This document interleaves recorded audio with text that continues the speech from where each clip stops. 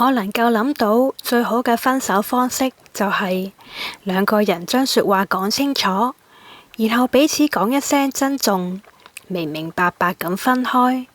而唔係咩都唔講，冷暴力逼對方離開，又或者係發好人卡，飾演深情嘅戲碼，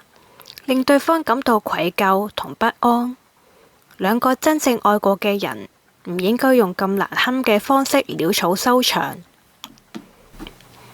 我一直好羨慕嗰種分手狀態，就係想走嗰個人，揾一個天氣晴朗嘅晏晝，約對方出嚟飲杯茶或者食餐飯，認真話俾對方知自己點解要離開，兩個人之間存在咗啲咩問題，呢段感情仲有冇繼續嘅可能，將應該講嘅說話好好咁講，該放低嘅都原諒，對方接受又好，唔接受又好，至少你對呢段感情唔會再有遺憾。你俾咗呢段感情足夠多嘅尊重。任何一個喺愛付出真心嘅人